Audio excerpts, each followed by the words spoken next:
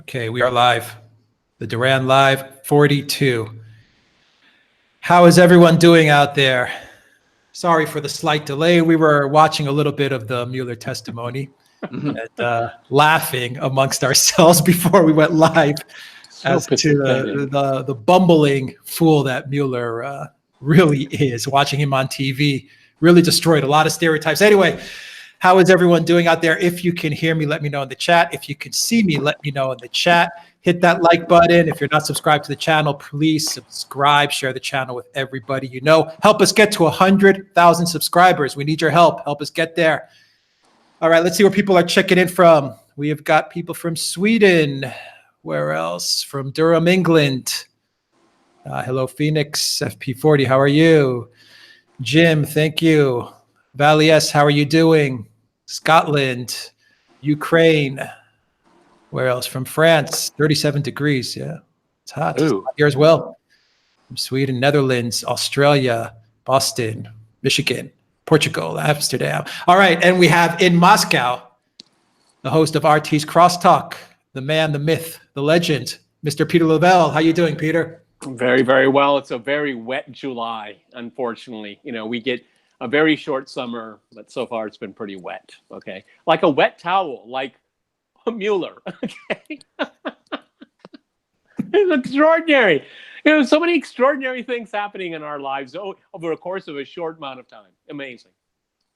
All right, and we have in Athens, the Oracle of London, Mr. Alexander Mercouris. Hello, Alexander, how are you? I'm very well. As you can see, proudly wearing my Duran t-shirt on this very hot day. It's about 35 degrees here. Wow. At least to me it feels hot, but exactly the right thing to wear on a day like this. And here I am on our show, looking forward to everyone's questions. And a real quick announcement. We've put on the Duran Shop, guys, 2 ebooks on Russiagate, timed perfectly for the Mueller testimony. Alexander wrote the forwards to those ebooks, and we're selling them as a bundle, a special price for those ebooks. If you're a Patreon subscribe star, those ebooks have already been dropped into those platforms. Alexander, you want to say a couple of quick words on the ebooks before we get into the Mueller testimony to kick things off? Indeed so. I mean, the first one is about Mueller himself and about the investigation that he ran and the way in which William Barr came along as Attorney General, basically brought the lunacy of this investigation, which I use that word advisedly and calculatedly, brought it to a stop and actually started investigating those very things which Mueller says it's beyond his purview to investigate. In other words, the massive misconduct and malpractice that took place within the FBI and the US intelligence community, and also the Steele dossier, which of course he's not going to talk about, Mueller's not going to talk about in his testimony, all those things. So that was one book. And the second book goes more deeply into Russiagate and what it was all about, and how it was basically a plot by Hillary Clinton, or rather her campaign. We don't quite know the role of everybody in this, but that there was a plot involving the intelligence community and, if you like, the deep state, to prevent Donald Trump becoming president of the United States. And so that's what these 2 books do. They bring together a series of transcripts of videos that we did. And as Alex correctly said, I wrote prefaces, quite lengthy and detailed prefaces, covering these 2 issues so as to bring the transcripts together. So if you want to understand Russiagate, that's where to go. Buy the books, help the Duran, and help yourself and your understanding of this far too overcomplicated and ridiculously confected affair. Okay, Peter, let's just jump into it. What are your first thoughts on the Mueller testimony? It's still ongoing, but what were your key takeaways? Well, 3 minutes of my life were stolen from me. I watched the first 3 minutes of his testimony. After that, our good friend Don DeBar wanted to do an interview with me, so I did. But the immediate takeaway, and probably the only takeaway that's really necessary, when he made it very clear 3 things. Number one, he would not answer questions pertaining to the origins of this hoax. Number one, that's off the table. The most important question to ask. The second one, he wouldn't discuss the Steele dossier. Well, then it's turning into a really pointless exercise. And number 3, he needed to emphasize, and I think this was a gift to the Democrats, because they're all in deep, you know what, right now. That Russia was meddled in the election, which there's been no evidence of that has been given to the public. It's just repeated over and over again. So those 3 minutes that were stolen from me, that I will never get back, that's the only thing I really will take away from it. I'm not going to watch the rest of it. Why? It's a waste of time. It's beyond my purview. Okay, I mean, it's a ridiculous farce. And I would like to add to this. I think it's humiliating and shameful, the pressure that was put on Mueller. I'm not saying he wears a white hat. As a matter of fact, I think he has very dirty hands, the way he conducted this. But he looks, he's an elderly man. He's struggling. It's, in my humble opinion, not being a physician, it seems that he's having a hard time focusing or understanding questions that are being asked of him. He doesn't seem to be completely there, which is really interesting. For almost 3 years, this man was this like towering figure in the, you know, in the shadows. And now he faces the public, and he's not the man that we thought he was. It's really pathetic, and I think putting him through that was shameful and completely unnecessary. The conclusion will be turn on CNN and turn on Fox, and that they're going to be saying the same thing. Okay, the two narratives will continue. But this was the whole point of Russiagate. The point of Russiagate is to have a scandal that is ongoing, that will never be resolved, and will always taint the president. That's the whole point of this. That's the whole point, because they're not going to impeach him over this. No way. What they want to do is keep it in the public eye, because they've got nothing else. Pathetic. Alexander, Mueller would look like an empty suit, didn't he? Yeah.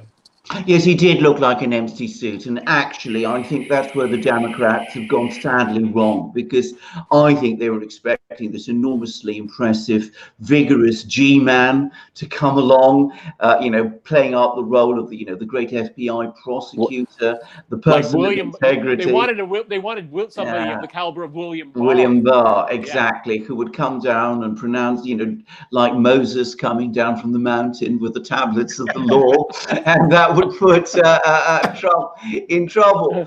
Actually, I'm going to be a little presumptuous. I've never said this to anybody, but especially as I've been sort of looking at the way Mueller and the investigation has been happening, I have wondered as to what Mueller's own personal role in it actually was. Yeah. Because it's always seemed to me that the person who's really running it was not Mueller, but Wiseman, this very aggressive Democratic Party attorney. And it did seem to me that Mueller was basically being used as the sort of flag or the cover. I don't know whether people nowadays watch this film El Cid, which was made with Charlton Heston, I think, back in the 60s. But you know, at the end of it, he's a sort of Spanish knight, and he fights the Saracens. He's actually dead, but he's riding on his horse, and you see him riding on his horse, actually dead, towards the Saracens, and they all fly away. Well, it seems to me that's what Mueller is like. He was actually a dead man walking. That's a bit cruel to say, but that's spot on. That's how it looked to me, to be honest. Peter, Eagle ASC in the chat says Mueller was the patsy. Do you agree with that? It definitely looks like it. Maybe not the patsy, but just a cover. Okay, I think that's what it was. I mean, within the establishment, he is revered. He has a pretty checkered background, actually, if you dig deep. Okay, he's always been the establishment's man. He's always been a protector of the deep state, because he is part of the deep state. But I think after seeing just a little bit of his performance, and then, you know, just the optics of it all, he was a cover. He was a flag for someone. And again, the word pathetic comes to my mind. I mean, the way he was answering the questions, how could he have possibly written that report if those are his answers? I mean, they're so incongruent. It doesn't make any sense. So the Democrats have disgraced themselves still again over this issue. I mean, they've really, you know, all they keep doing is falling on their sword with this ridiculous hoax.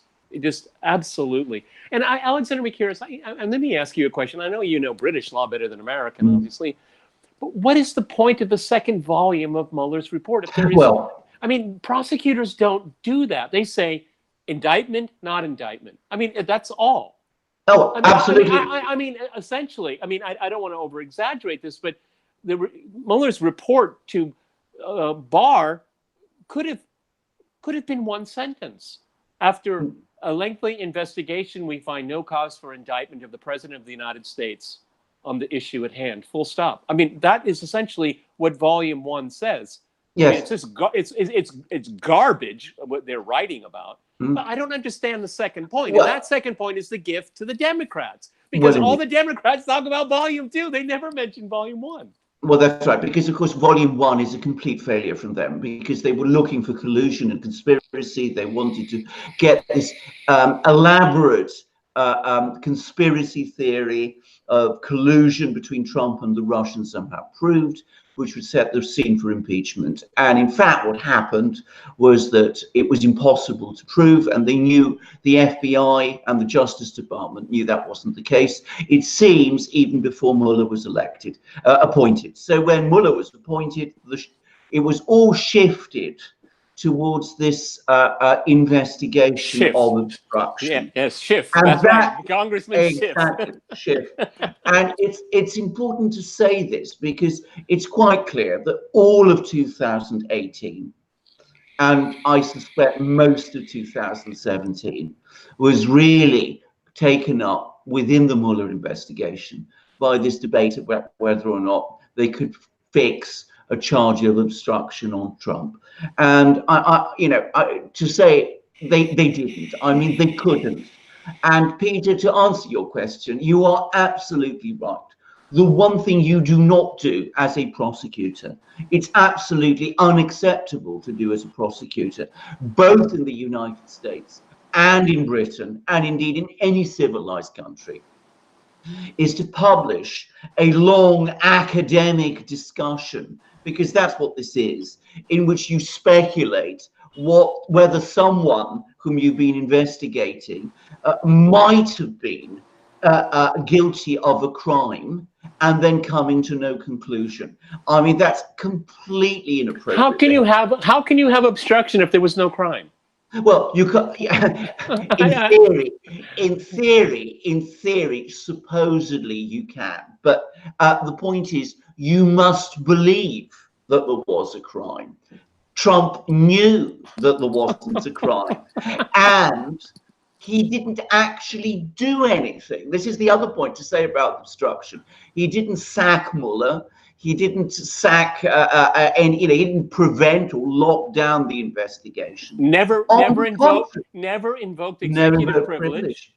Yeah, he cooperated with it fully. But his only crime is rhetorical. He called it a witch hunt. But if someone is defending their name, their honor, particularly in such a high-profile position, President of the United States, if there's nothing illegal to claim your innocence and to denigrate people that are trying to claim that you have done something guilty when you know all along that you're not guilty. So just because the President of the United States said Mueller's on a witch hunt, well, that's his opinion. Okay, exactly. That's a First Amendment issue here. Why they?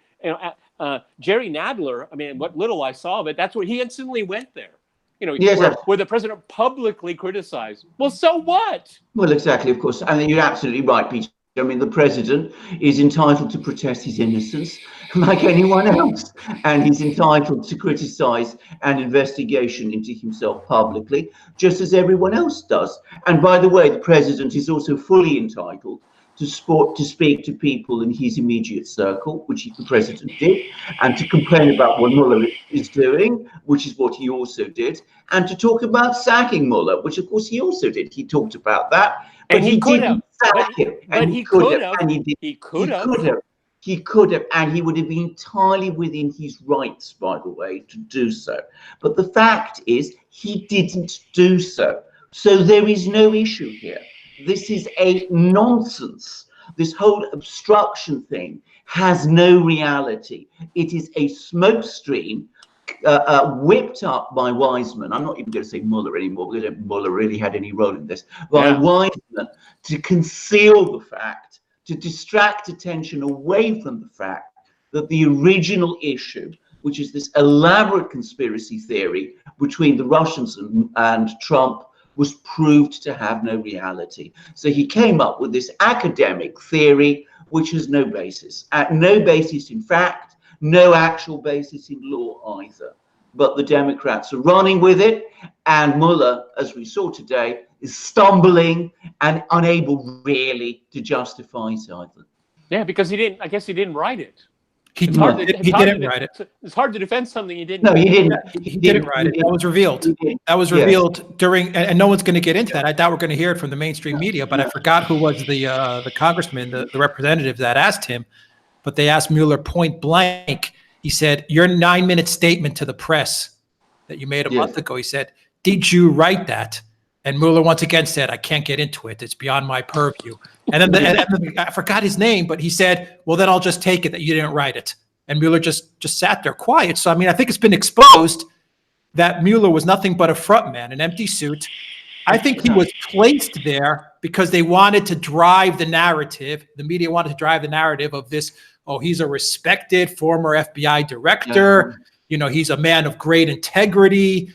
Robert Mueller, but he was just a face. And that is why it was repeated over and over again for the last few weeks that he would stay within the four corners of the report. That proves what we're saying here right now, that he's not going to add anything to it. He's just going to say what page, what line. Yeah, that's in the report. I think the whole thing has just been a 3-year scripted I think he narrative. I think he needs to return the salary that he drew on this. I'm sorry. I'll just add one thing, which is, of course, that he looks the part. I mean, he has the sort of stern-looking face, like a British. Yeah, exactly. Yeah, it was like a casting almost. I mean, it was a casting for this part. And then they gave him the script all the way down to the statement that he made, and they said, just read this and do this. Yeah. There you go. Yeah. Like a new version of Peter Sellers being there. There's nothing else to say on it. I mean, just a bad move by the Democrats. Let's move on, guys. That's enough of Mueller. Let's move on. Let's see. We have Miller time is over, right? Yeah. Let's talk about the new UK Prime Minister. Alexander McCarris. Drum roll. Mr. Boris Johnson. I never thought I would ever say those words. Me too. Well, Boris Johnson. I think, is this a good thing for Brexit? Well, I'll tell you this. The only reason Boris Johnson is Prime Minister of Britain is because of Brexit. And to be more precise, because the establishment, the British establishment, plotted to stop and reverse Brexit. So the result was that provoked a massive political reaction in the country and within the Conservative Party. And the result is that we have Boris Johnson. And Boris Johnson is now Prime Minister with one particular purpose or job to do. And that is to get Britain out of the European Union on the 31st of October. If he doesn't do it, he is toast and the Conservative Party is toast. And for that reason, I personally think he will do it. I think come the 1st of November, he will have got Britain out of the European Union. And he's already busy putting together a cabinet, a cabinet which is going to be entirely made up of Leave ministers. Now, that was the fundamental difference with Theresa May, who, of course, voted Remain, never really had her heart in Brexit anyway. And all her top people, all the people she really trusted, people like Philip Hammond, her Chancellor, Jeremy Hunt, who's now the Foreign Minister, all these people, they were all, as we know, supporters of Remain also. So there was a divided cabinet. Now we're going to have a united cabinet at long last, committed to carrying out Leave. We're going to have a Prime Minister who, I'm going to say a few things about Boris very quickly. He's lazy, he's undisciplined, he's entitled. He's not actually stupid. I know people will disagree with me about this, but I've been following Boris for many years. I read his articles in the Telegraph. He is not an idiot. That doesn't mean he'll be a good Prime Minister. You need many other qualities as well as intelligence to succeed as a Prime Minister, and he doesn't have them. He fundamentally lacks seriousness. But I think he is intelligent enough and committed enough to see this thing through. And given that Brexit is the single thing that is holding Britain back from almost everything else, and which is causing this terrible polarization in Britain, I think if he achieves Brexit, that will be a good thing. And what we do with him afterwards, well, we can decide then.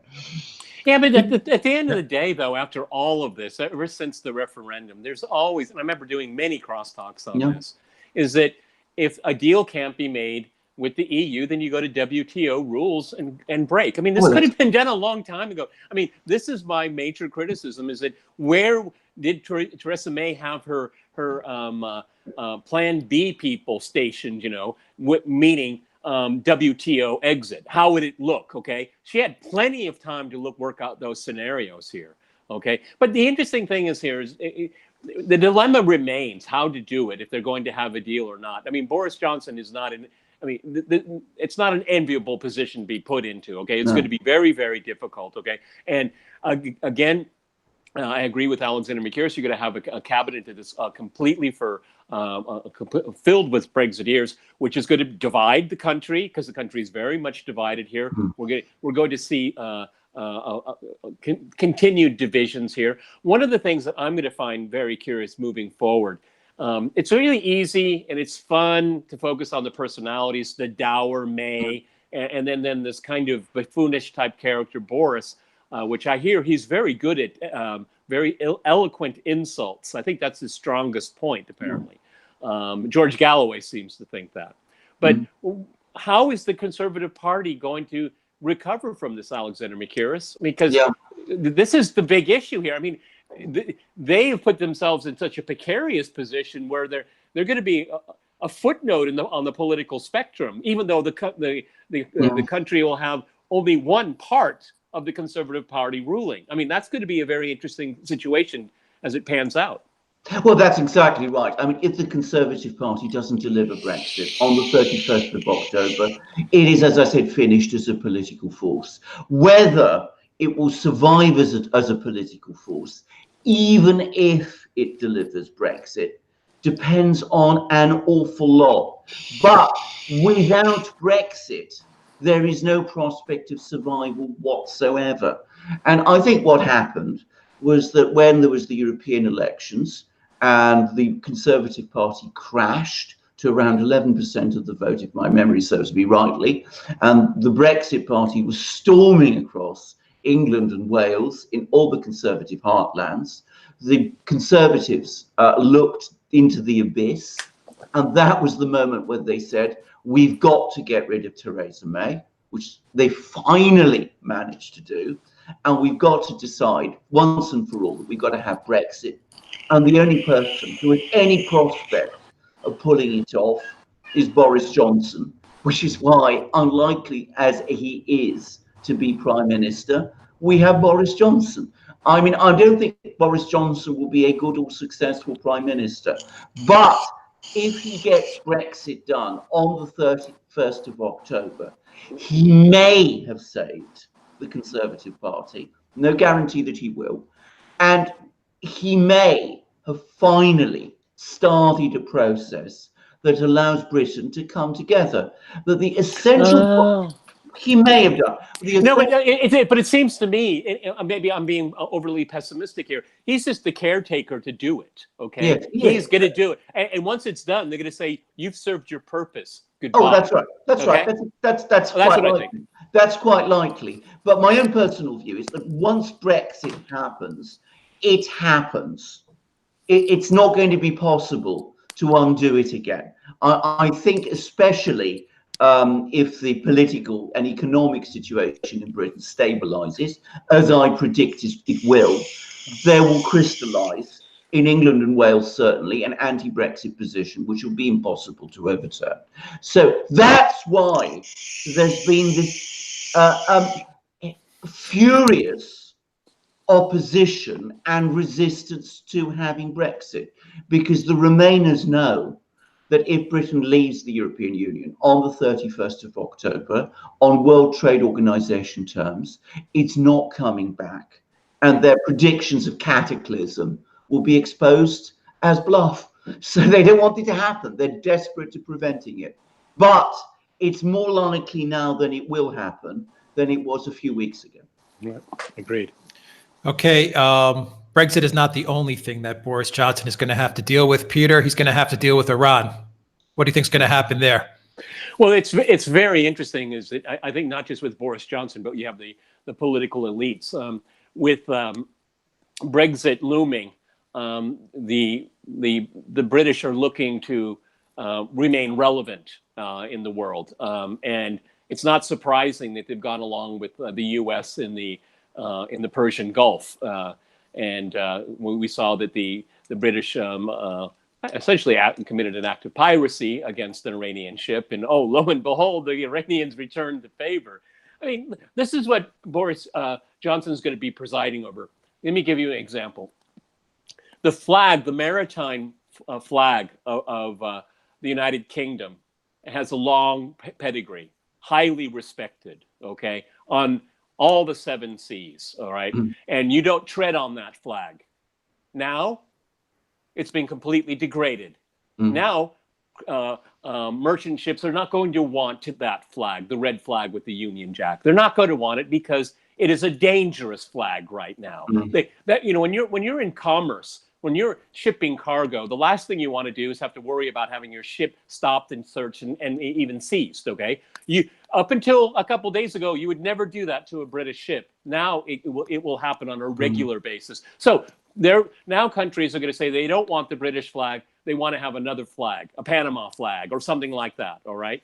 I mean, this is just absolute stupidity on the political on behalf of the political class. And I think, unfortunately, given what I know of Boris Johnson, he is a man of bravado, and he's going to want to put on a big show because, like Donald Trump, it's all about him. And that's not going to be in Britain's interest at this very, very precarious time right now, where Britain is going to have to, in a dramatic way, have to situate itself with a new reality that it's facing. And trade is so very important for the United Kingdom. It really is. And now, because of the foolishness of the political class, they've put that in danger as well, just to make nice with the Americans with this absolutely asinine policy regarding Iran. And Britain will pay in spades for it. It already has. Alexander, Boris Johnson, UK, Iran. All tankers. Well, huge problems because, of course, the one thing Boris has never been good at, frankly, is diplomacy. And he has already a bad record with Iran. He basically said comments about a British woman who's in an Iranian prison, which were widely seen in Britain and in Iran as keeping her there. So, I mean, he's not a good diplomat. The one thing he has done, and by the way, it's his most pressing and challenging issue at the moment, is that he's apparently sacked Jeremy Hunt, who is the foreign minister, Britain's foreign minister, who was also his rival in the Conservative election campaign, and who was also, of course, the foreign minister who authorized the seizure of that ship. So there's been an enormous amount of hand-wringing within the British establishment about this business. A lot of people have said it was foolish to seize that ship. A lot of people think that it was a big mistake to go down this particular road, to let themselves be pressured by John Bolton, of all people, who it turns out was the person who was behind the whole thing. And of course, a lot of people have said that it wasn't thought through properly and that there weren't enough Navy ships in the Gulf to protect British shipping that was there. So there's been an enormous amount of hand-wringing. Boris Johnson has been landed with this. We'll see how he deals with it. It's going to be very difficult over the next few weeks. But I will make one obvious point, which is that the silence of the Europeans unions has been deafening. They have not been supporting the British at all. And that's something that the British really do need to think about very much.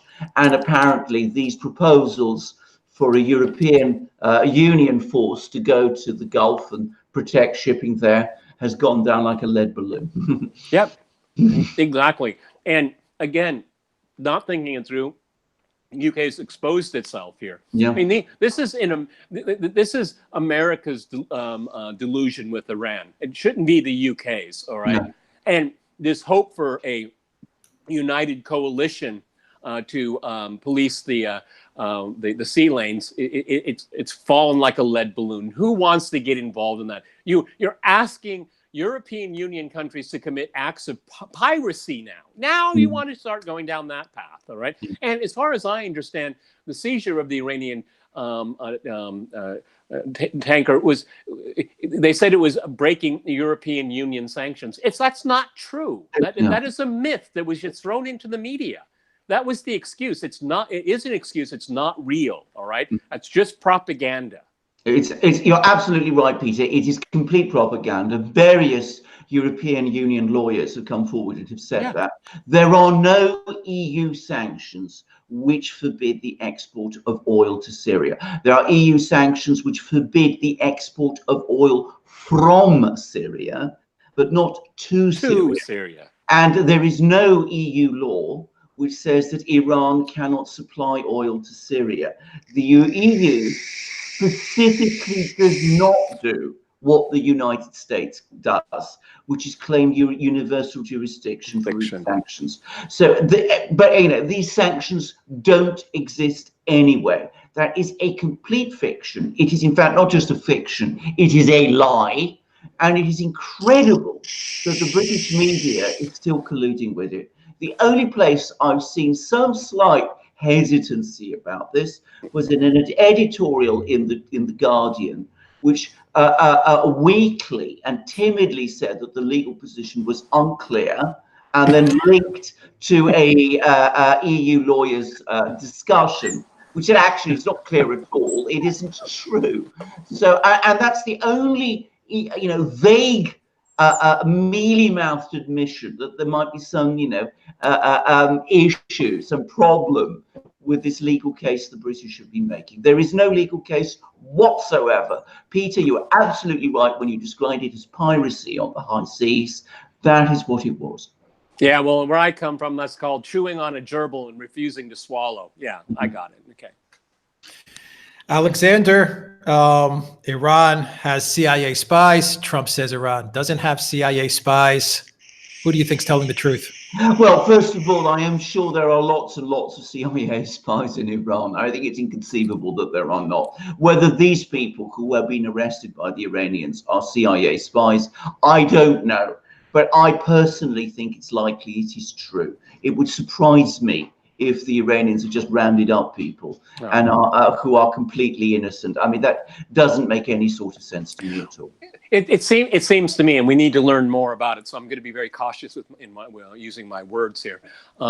It seems to me, first of all, the number 17, that's the largest number. We've never seen anything like that before, but we're living in very precarious times. Yes. It is likely, I'm only speculating here, that they'd had their eye on a lot of people for a long time. And this was a moment to gather them all together, okay? Yes. There is no doubt from 1953 to the present, the CIA does everything it can to have a footprint there and to basically bribe people, pay people off, and I'm sure the Iranian intelligence has been watching. They're looking at some of the most sensitive sectors: energy, nuclear power, and things like that. Defense, obviously. So they would have a very good eye on this, and I think that the large number is actually sending a message: is that we do know who these people are, and they will be prosecuted to the fullest extent of the law. And it's sending a message to potential people that want to work with the CIA, is that the Iranian intelligence services have an eye on everything. They watch things very, very closely. So it's going to be a deterrent for people to get involved in that kind of behavior. Of course, the flip side of it is that you're going to probably have Giuliani come out again and talking praises of the MEK, that they need to be ruling Iran. I mean, this ridiculous terrorist group, it's a cult. The U.S. and any other country that involves itself with the MEK should be ashamed of themselves, absolutely ashamed. And it's so easy to get even a cursory knowledge of the MEK if you make the effort, okay? This is just appalling. Yeah, you're quite right, Peter. Can I just say something about the MEK? The United States is always accusing Iran of sponsoring terrorism. Thank you. Hardly any evidence of that. And what does it do? It sponsors an anti-Iranian terrorist organization, which, as you absolutely rightly say, has all the features of a cult. It's a very sinister group of people, sponsored in the past by Saddam Hussein, and now we see people like Bolton and Giuliani and others supporting it. It's disgraceful. And headquartered in all places, Albania. Albania, not quite. No, well, exactly. James says, so do you think the U.S. will find 23 Iranian spies? It's kind of an interesting point. Do you think that the U.S. is going to suddenly find some Iranian spies in the States? Oh, going after American citizens spying for Iran? Good luck with that. Yeah. Good luck with that. Because, well, I mean, it'll be a big media story. Okay, what are they going to do? Get find a number of people that what's his name? Carter Page. You want like 13 Carter Pages? Really? Really? Okay. See how that worked out. Yeah. Okay. Alexander, we had parliamentary elections in Ukraine.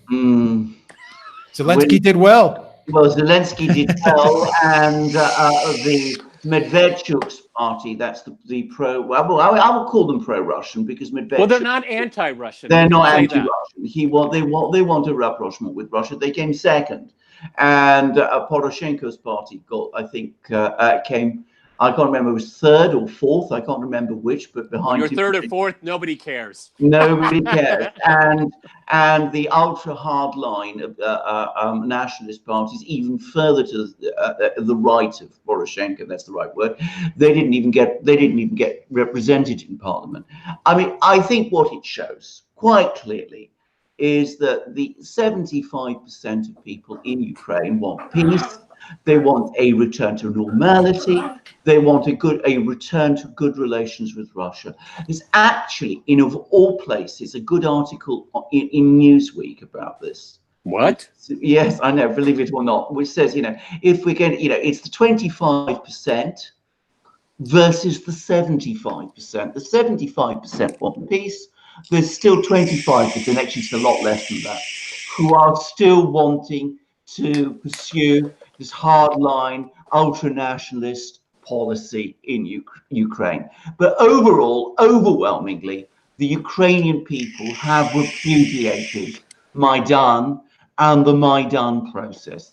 Now, I am mildly more optimistic than I was a few weeks ago, as I think I said on another program.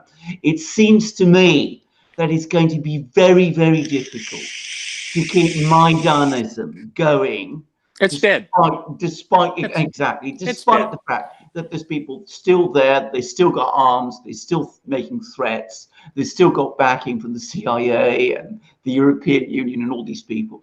But when so much of the population is so opposed to you, and when the fact that you are a minority and a small minority is now so obviously and clearly established and irrefutable, how do you keep it going? I don't think you can, short of establishing an open, unalloyed dictatorship, exactly, which I think is impossible to do in Ukraine, actually, for all kinds of reasons. I think the European Union would not want it because it embarrassed them too much to support it. And of course, the Russians would obviously oppose it, and too many people within Ukraine itself, a country where there is now a spirit of resistance, we must remember. I mean, there was fighting in eastern Ukraine, there was protests in Odessa. I think if you try to establish that kind of dictatorship, it would not survive for very long. So I think Maidanism, as Peter said, is to all intents and purposes dead. Like many dead things, it can twitch and it still has some violent urges, and there are still some dangerous people around. But we are, I think, on the first steps towards some form of normality and some form of rapprochement with Russia. And I predict that whatever Zelensky does, this thing will slowly gather force and gain momentum. And that in a couple of years' time, we will see that the conflict, as we have known it, is finally and fully over. And also, if looking at it in a broader picture, is that the West, primarily the United States and the feckless Europeans, the Orange Revolution failed, and now the Maidan Revolution has failed. Okay, twice. The experiment, essentially planned and paid for outside of Ukraine, using very, very nasty personnel from Western Ukraine, to a very small minority commit massive human rights violations, what would be equivalent to a war crime when we look at the snipers. They came out. They've already said they're Georgians. They did it. Okay, I mean, this is all in the public realm right now. I mean, if you want to know about this, it's easy to find. Okay, so the Washington's project for Ukraine has fallen flat on its face again. Okay, and at what cost? About 12,000 people dead, almost all civilians in the Donbass. Okay, this is the big picture here right now. What's going to happen right now? We kind of scoffed at it, at least I did. But upon reflection, after the result of the parliamentary election, I think Zelensky should have some chaperones with him when he goes to speak to Putin for the first time. Get it over with. Get it in the past. Okay? Turn the page. You got 75% behind you. You got a parliament now. It's a time to be bold. And so have Merkel, or May is free. I don't care. Okay, okay, I'm joking here, but of course, have Macron. Have Macron come, meet in Minsk. Have an icebreaker, and then let Macron leave the room and say, "You guys get at it." Okay, that's reasonable. You got 75% of the people behind you. It's reasonable. And you can walk away with a victory, and everybody will be a winner then. Because Russia has been playing the long game here. I predicted it long. Many people, friends and not so friendly people, have criticized me over the years, but I think I'm being vindicated right now. The long game. The long game is going to work. Okay, will it ever be exactly the same? No. Okay. I think if we go back to the crisis on the Maidan, a lot of people don't know this, but Russia not once, not twice, but 3 times said, Russia and Ukraine should work together when it deals with the European Union to keep stability. We've lost this time, 5 years of waste. I know. Okay, and now we can go back to where the idea was on the table. Let's all, EU, Russia, Ukraine, let's all sit at the same table and let's hash this out. It's possible. Okay, so all of this 5 years of horrific destruction, death, we can start make amends for that. Okay, I think we owe it to all the people that died. All right, and Crimea, get used to it. Okay, get used to it. If you hadn't flipped the government illegally, Crimea still would be there. Russia didn't flip the government in Kiev. The West did, with their willing functionaries like Yats. Yeah, he's the man. Remember that? And remember Victoria Nuland, F the EU. These are the people that flipped Ukraine. And with snipers and neo-Nazis. So there's reason to be encouraged. Okay, Zelensky now has to consolidate his power. We've said before, the government, the political structure in Ukraine, the president is a weak figure. It's parliament has a lot of power. He's got the parliament right now. Take the initiative. Hit the iron while it's hot. Peter, you're absolutely right. Can I just add one very little thing? I agree with everything you said, but also on the question of the Europeans and having them come along to these meetings. The key Europeans are, of course, the Germans. I mean, Macron can be there, but what he says and what he thinks really isn't. Well, he's like a mascot, okay? Exactly. That's all, okay. But Merkel, compared to the Merkel of 2014 and 2015, is a very diminished figure now. I mean, she's quitting. And secondly, Germany is fed up with this whole business. I mean, I know Germany quite well. the Germans have never had their whole hearts in this adventure. They let themselves be dragged into it, partly by Merkel and partly by the fact that they went along with what the Americans were doing, which was Merkel's fault. But now they just see it. They see this utter mess in Ukraine, and they want it. They want done. They want. Yeah, but don't you think that's their exit by my plan of saying, look, exactly. we can bring you together, okay, but you guys have to work on this. We wash our hands of this mess, okay? That's exactly the point. I mean, that's exactly the point I'm trying to say. I mean, so having Merkel there, having the Germans with you when he speaks to the Russians, it actually makes complete sense now. And if we get to that situation, which you're perfectly correct, the Russians and Yanukovych, who was then the president of the Ukraine, said this: let's talk to the Europeans. Let's talk about this association agreement with the Russians and the Ukrainians and the Europeans all together, and we can sort out something of mutual advantage. It was the Europeans who said no. Yep. We're not going to change a single letter in the association agreement. And that led to a war, to an economic collapse, to thousands, many more, in my opinion, I'm sure, than 12,000 people killed, to the loss by Ukraine of Crimea, which, as you rightly say, is irreversible. It was a total disaster.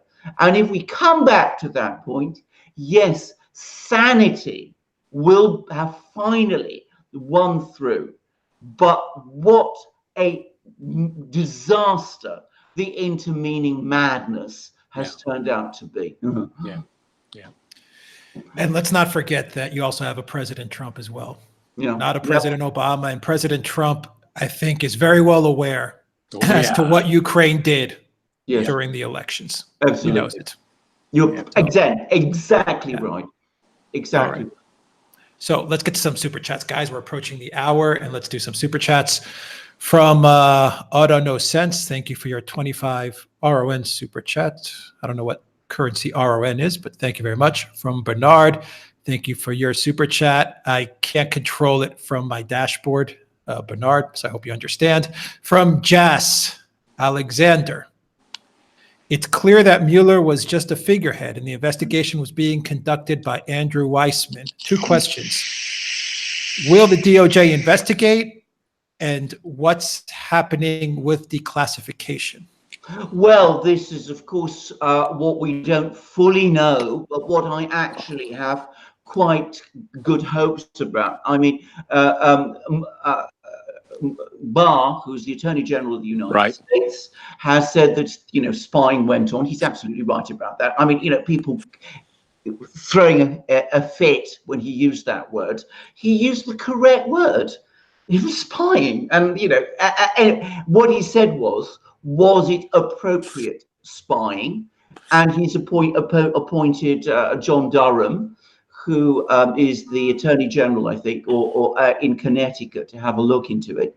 And I've looked into him. He seems to be a very reliable person. I think they will do it. I think they will do it. And this gentleman has a history of investigating dirty agents in the FBI. That's what he does. Exactly. That's what he does. Exactly. I'm also hearing reports that Mr. Horowitz, who's the Inspector General of the FBI, has delayed publication of his report because now, since Barr appointed Durham, all sorts of whistleblowers from within the FBI and the Justice Department are coming forward, and there's been a massive additional and further evidence. So I am going to say that at the moment, I think the omens are good. I think there is a real and serious investigation underway. And moreover, I expect and hope that at the end we will see indictments of real people, not cartoon people like we've seen with Mueller. I mean, of people like, well, I could name a couple of people. I mean, possibly Comey, possibly Strzok, possibly all sorts of other people. But I think we could see indictments. And I think that as far as a document release, I think that the Trump administration will wait for these investigations to come to fruition. And then he'll say, okay, now we can see it. The investigations are complete.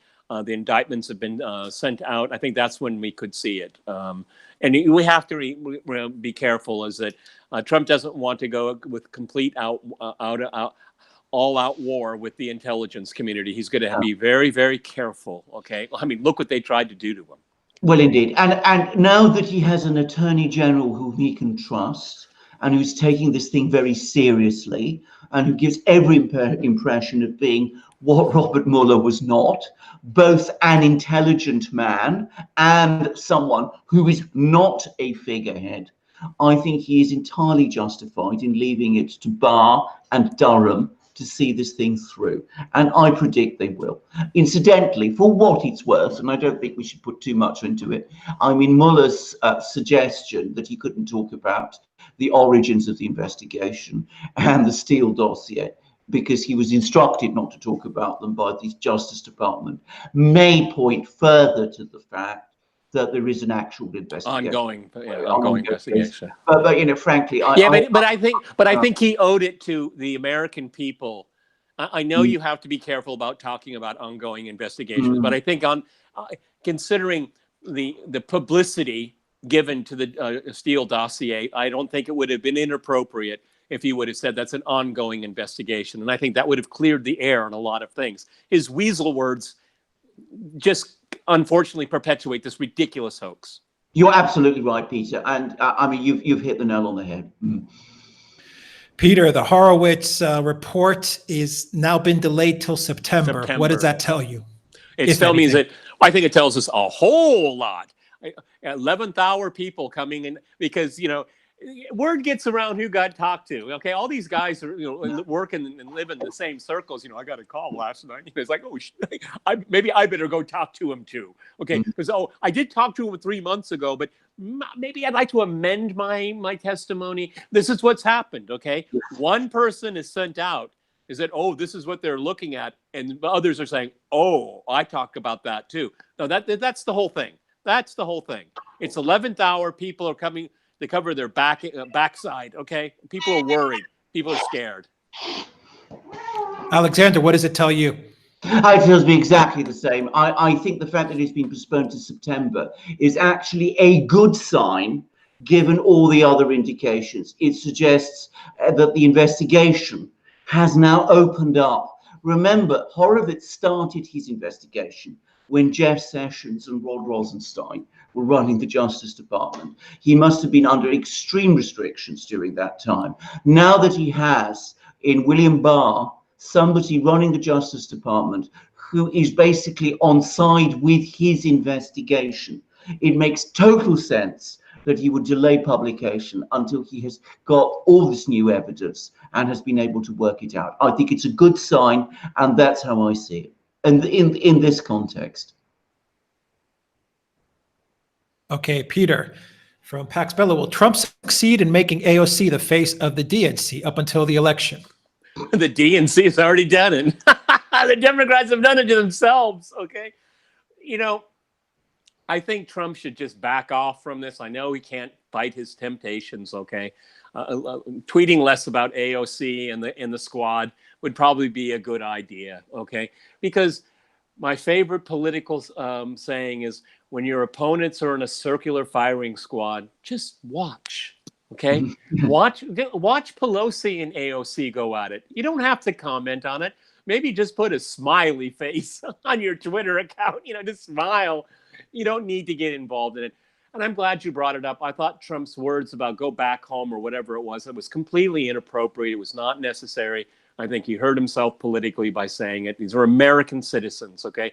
And Americans disagree with each other, obviously, okay? I don't think he should have said that. And he walked it back a bit, okay? But this is the charged environment that we're in. But it's the Democratic Party that's at war with itself. Just watch. It's spectator sport. Okay, I'm enjoying it because none of those. I don't agree with any of those people at all. And watching, you know, Spartacus and Pocahontas go at it, great. That's fine with me. All right, because it shows just how radical they've gotten. See, none of these folks, except for maybe Biden. Biden probably remembers the Civil War, but the rest of them. They don't remember a candidate named George McGovern in 1972. And that's what we're coming down to right now. These people are the collective George McGovern. Now, for those watching and don't know what I'm talking about, he lost 49 states to Richard Nixon. All right? And because McGovern went way, way to the left of his of the Democratic base. All right? Now you have these upstarts that really don't know much about anything. AOC, just if you're listening, comparing Nazi concentration camps to the border, southern border, you don't know what you're talking about, young girl. You should read some history, all right? Instead of pontificating. You sound like you're reading a recipe on the back of a cereal box. You know, grow up, okay? And everybody else that is just fanning this ridiculous rhetoric, all you're doing is destroying your party.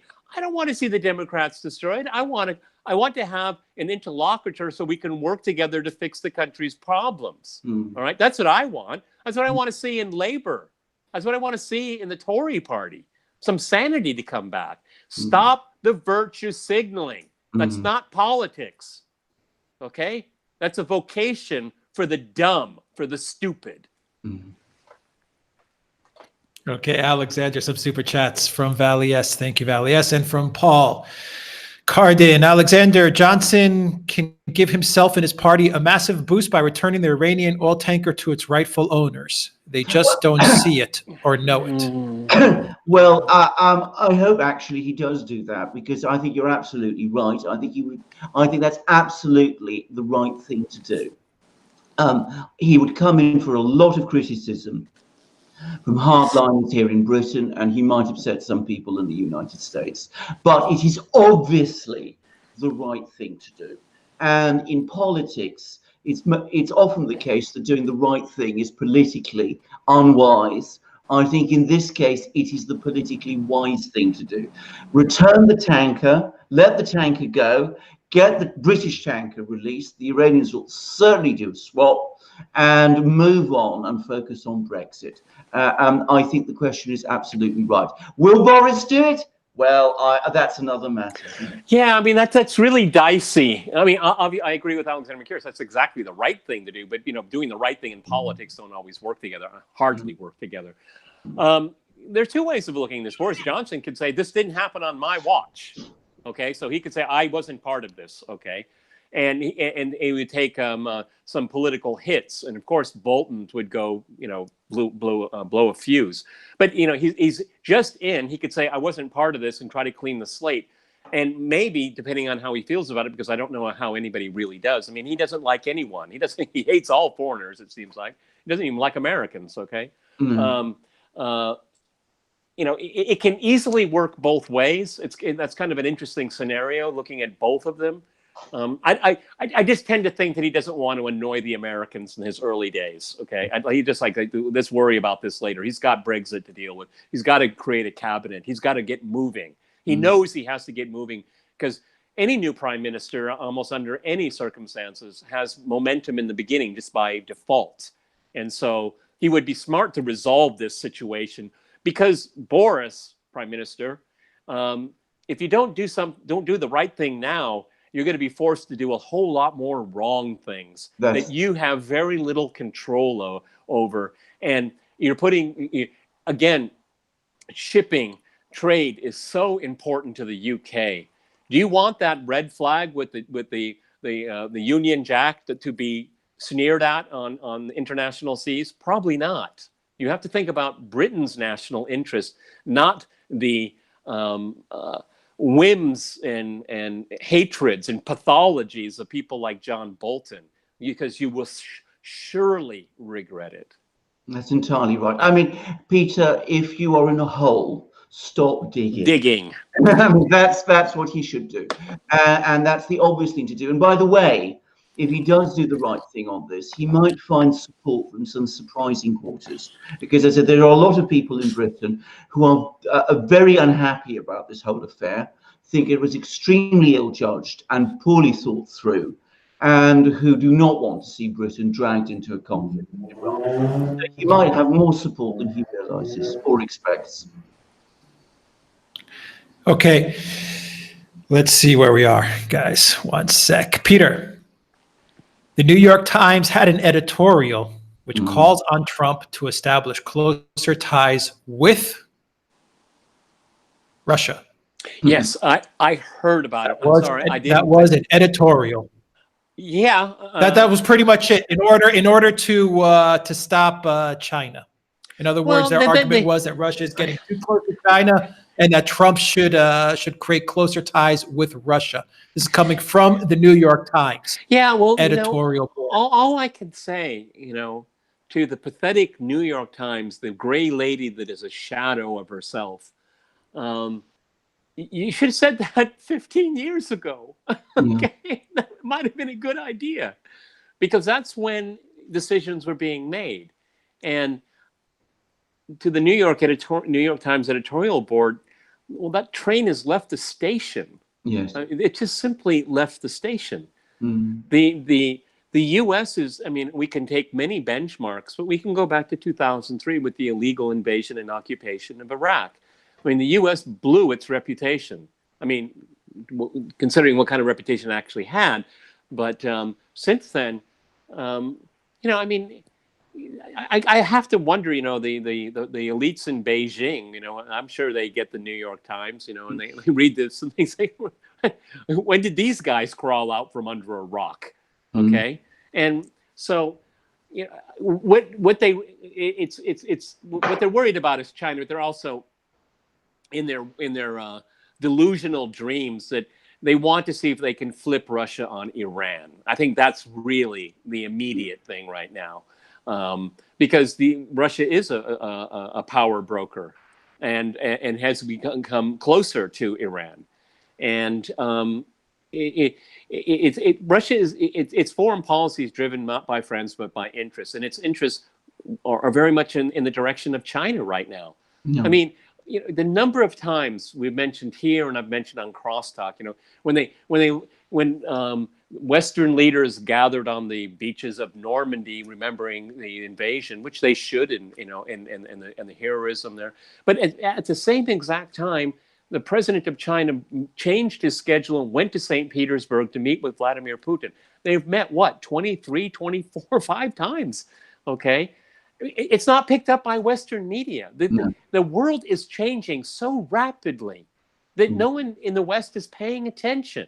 Okay, what it was that I read, a public opinion poll. They look at millennials or young kids in America and young kids in China.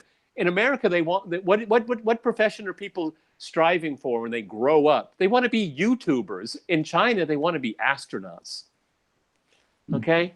So, the New York Times editorial board, that's yesterday's news, okay? And no one really is going to care, because so much of the world has changed. Russia's not going to immediately flip its foreign policy for any reason. It has no reason to trust the United States. It doesn't matter which party is in power. If Hillary had won or Trump had won, it's all the same to the Russian political elite. It's all the same. Alexander, what's your take on the New York Times editorial piece? It's now and today, I think we're finally going to get to the end. At least we hope. We're finally going to get to the end of the Russiagate stuff. So now, are we shifting focus to look at China? Yes, is that where they're taking it? Yeah, that's already started. Yeah, we are shifting focus to China, and I have actually read this piece, which is actually technically a co-ed, but it's written by the editorial board. I have read it, and it's quite clear that China now is the enemy du jour of the United States. But can I just say, reinforcing all the things that Peter said, not only do the Russians no longer trust the United States, but if they read this editorial, they would see every reason not to trust it either. It purports to say, in fact says, that they want to improve relations with Russia, to peel it away from China. Actually uses those words. So arrogant, arrogant. It talks about Russia in such an arrogant, manipulative, contemptuous, insincere way. It doesn't give any indication that there's any genuine liking of Russia, that there's any genuine wish for better relations with Russia. It treats Russia like a pawn in some great game that Washington is now playing with China. And the Russians, the one thing about the Russians is they will not be played as a pawn. If you spend any time in Russia, that's something you understand very, very quickly. So not only has this train long ago left this station, but anybody in Moscow reading this thing will see no reason at all to change their mind about it. They will not see any contrition, any admission that anything the US did to Russia was wrong, no recognition that the United States played any part in causing the breakdown of relations with Russia. So why would the Russians go along with this? They won't. It's kind of like, Alex, if you had a house with a garage and I was your neighbor and I just invaded your garage and I just squatted there for a couple of years, and then I would say, okay, I'll leave, but you have to pay me to leave. To what extent? Okay, I mean, the arrogance of this, is so astounding. Stephen Cohen, one of the great Russia watchers of all time, Soviet Union and Russia now. Mm-hmm. They should be talking to him. Yes. They should say, look, maybe our plan is we want to peel Russia away from China. How do we do that? And Stephen Cohen would say, well, I mean, my consulting fees are very high. I will think about it and I will work with you. But the possibilities of doing such a thing are almost remote to zero. Okay. Mm-hmm. But I can explain to you why. And it would be worth your money for someone like Stephen Cohen to explain to you why you live in this delusional world. Okay.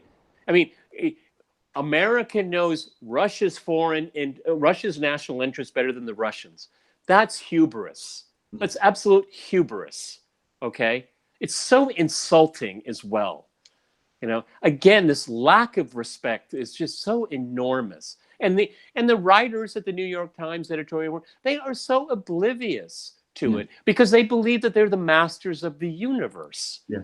That screw up the universe every time they move, every time they talk, every time they spew out their exceptionalist nonsense that impoverishes America, endangers international peace, initiates wars, disrupts trade, and is at its very core is immoral. That it has nothing to do with their purported values that they want to bring to the world. Mm-hmm. This is decay of empire. This is the end game of empire. You don't even know you're falling apart. Mm. There's one last thing I'm going to say about this editorial, and this is nothing to do with the points that Peter has made, which are about Russia. They're about specifically Donald Trump, which is now that the New York Times is saying that Donald Trump is right to want to improve relations with Russia. Can we please stop getting from this New York Times this endless story about Donald Trump being in some way a puppet of Russia? He can't want relations with Russia and be right about it, and at the same time exposed to that kind of smear when he tries to pursue those policies. I ask, but of course I won't get, because in a week's time, the New York Times will be back to writing the same nonsense about Trump that he's been writing all along. Because it's an addiction. It's an addiction. They can't break the addiction. Exactly. Because if they want to challenge Trump on the economy, that's pretty dodgy. You can. There are different indices you can look at. I mean, we all read Zero Hedge, okay? Yeah. But you got to think. You got to start rubbing those brain cells together, okay? Yeah. No, this has been an addiction they cannot break. It's great clickbait. It's get eyeballs, and clicks, and they can't move. And at the end of the day, they just can't admit they're wrong. Okay, no. Again, that's another element of hubris. They can't admit they are wrong. So better relations with Russia, that's a generational project now. It's not an administration project. Mm-hmm. It's a generational project. You have to earn trust. It's the easiest thing you can lose in a relationship, trust. Alexander from Ravishanka, is Russia leaving itself vulnerable by allowing its S-400s to be placed in a NATO country and potentially being seized by NATO, i.e. the US? That's been the criticism. That's been the criticism. Yep. A lot of people in Russia have been saying this, but we can be absolutely certain about one thing. The most important and sensitive parts of this technology are under Russian control, and that the Russians will be very careful not to share it with the Turks. Having said that, if Turkey flips, then of course the US will be able to get access to the S-400. It's not, by the way, the most advanced form of the S-400. The Russian military will have things incorporated in their S-400s, which the system that's been exported to Turkey won't have. So there will still be secrets, which, as I said, they can't be provided to the US in that way. But having said that, if Turkey does flip and the United States does inspect the S-400, then certainly the technology will be compromised to some extent.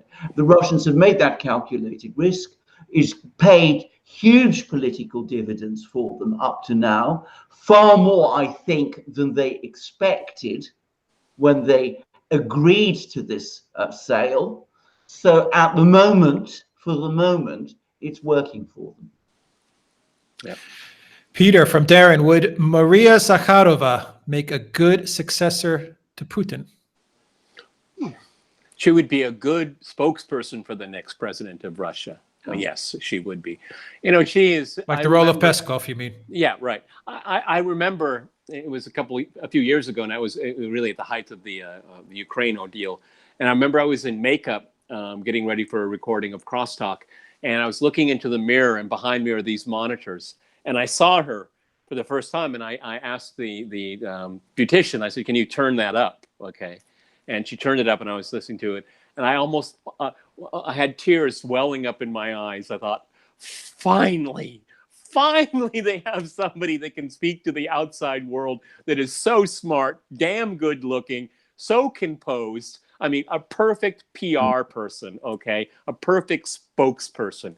And, you know, and I was just so glad because I can remember, I remember when RT started, it was during the gas wars with Ukraine, and they would have these officials coming out from Gazprom and, you know, from the Ministry of Energy and all that, and they would be these thick-necked guys. They can't tie their tie, and they say, "It is our gas, it is our gas." And I just thought, this doesn't work, guys. You look like bullies, okay? You don't have the touch, and she has the touch. Yeah. She has that Midas touch, okay?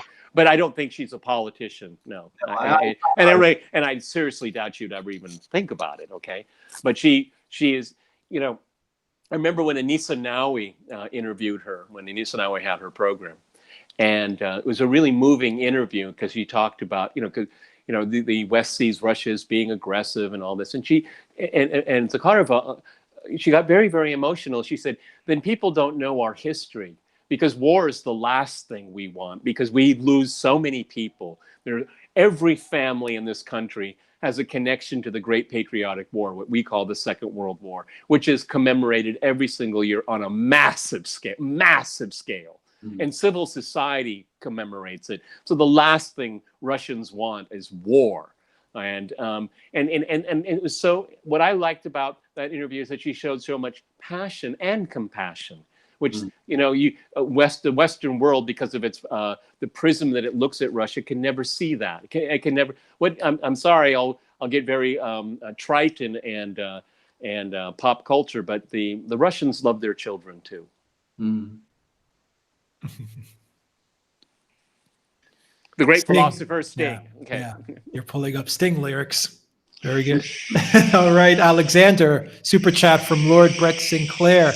How seriously will Turkey take the threat of EU sanctions over its oil and gas drilling off Cyprus? I think that we recently did a program on this, Alex Christoforou and I don't think the Turks are going to be very impressed by EU sanctions. I think the day when EU sanctions deterred them from doing anything is gone.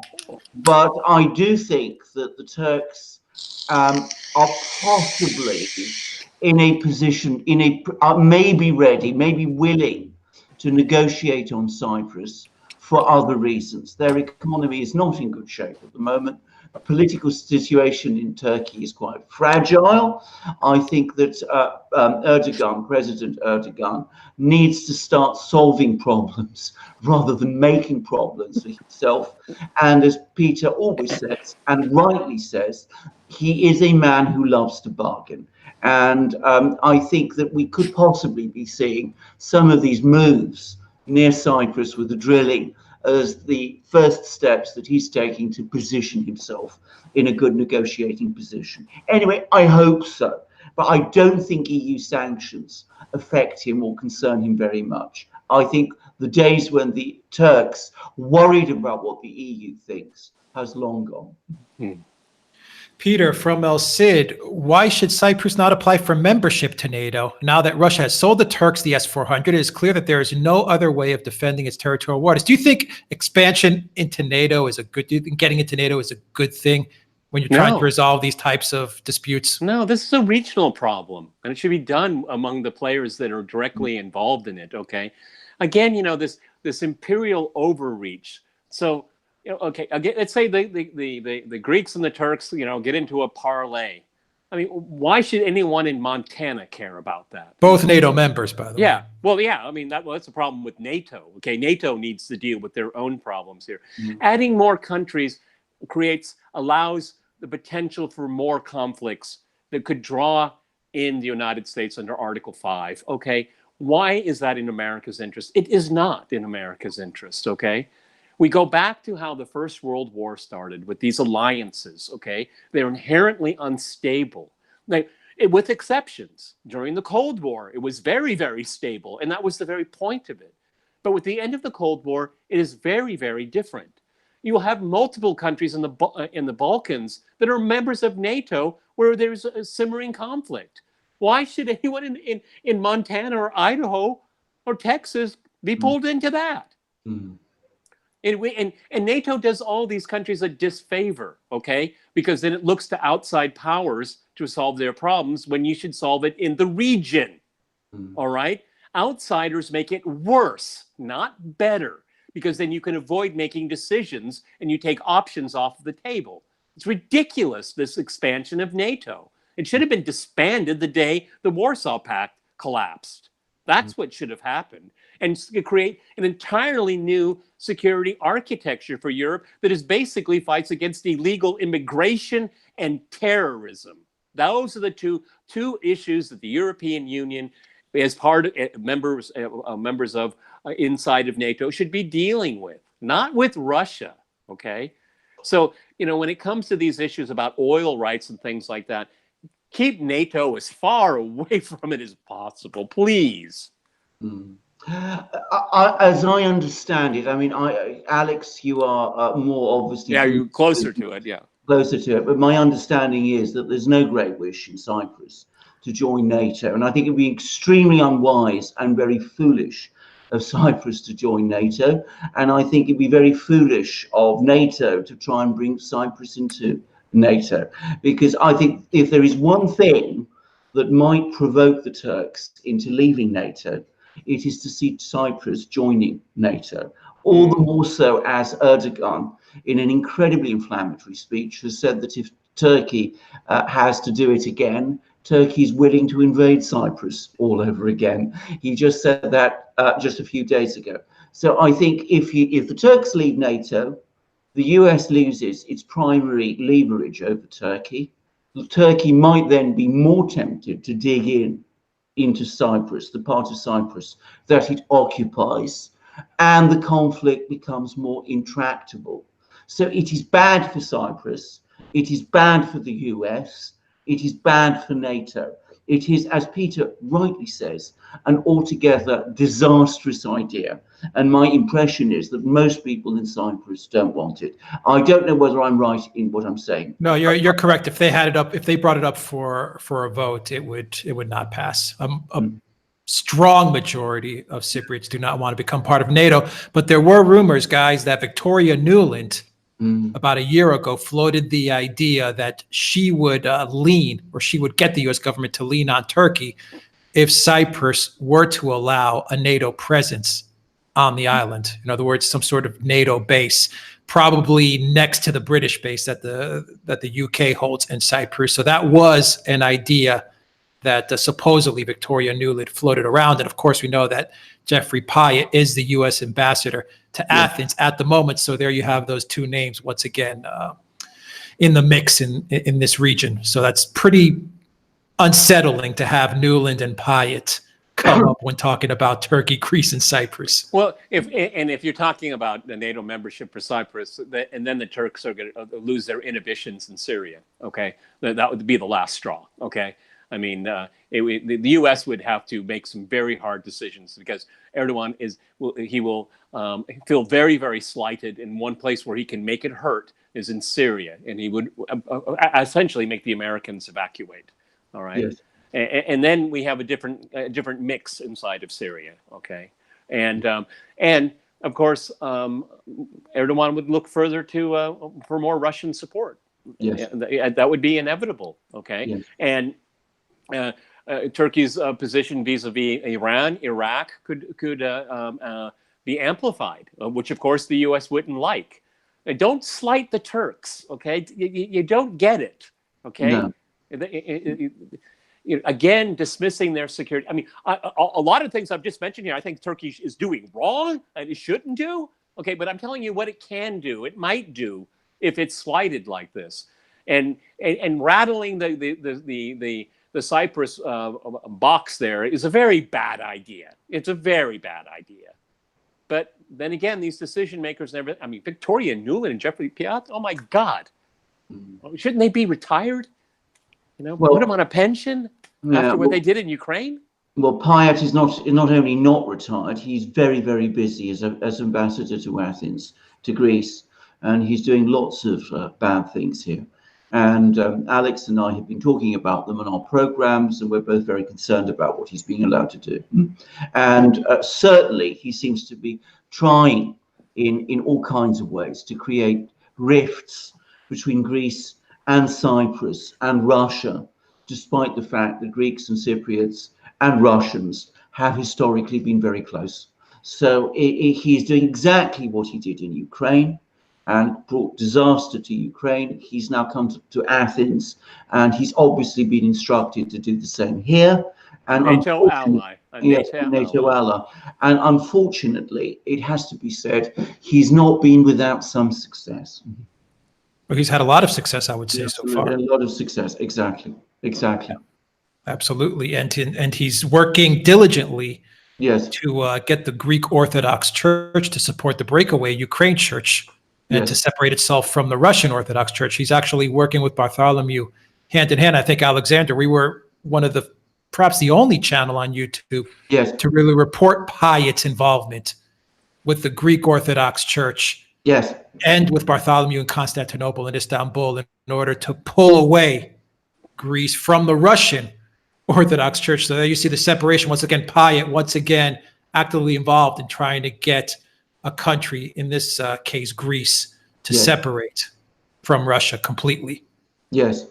And of course, also advancing his own project, what's left of it in Ukraine itself. Though it has to be said that the schism that he created and people like him created in Ukraine seems to be disintegrating. We didn't talk about that when we talked about Ukraine before, but the Ukrainian church that Pyatt and Bartholomew set up has already split remarkably. Didn't take it very long, but it's already split. But Pyatt is someone who is a master at this sort of game, and he does immense harm and immense damage, and he's doing it in Greece, and he's doing it in Cyprus, and he's done it as he's done it before in Ukraine. And it's something that should be causing great concern to people in Greece and in Cyprus, and isn't reported as much as it should be. And the New York Times editorial page says that the United States should have better relations with Russia. Come on, you guys. There we New York Times. They promoted Iraq. They promoted Libya. They promoted the hell out of Russiagate. Russiagate hoax, and now all of a sudden Trump is doing a bad job because he is not approaching Russia. This is absurd. It's This is clown world. Yeah, it is clown world, actually. The paper of record. Yeah, it's incredible. From Richie the Forky, Alex, why does the UK have a base in Cyprus? Kick them out. Well, why did the Cyprus Cypriots let the UK have a base in Cyprus? That's perhaps a better reason, because the British, of course, Cyprus was their colony. They tried to cling on to Cyprus because they saw Cyprus as the key to controlling the Eastern Mediterranean. As every Cypriot knows, when the question of Cypriot independence first arose in the 50s, a British minister at that time said, not now, not ever, that Cyprus would always be under the British thumb.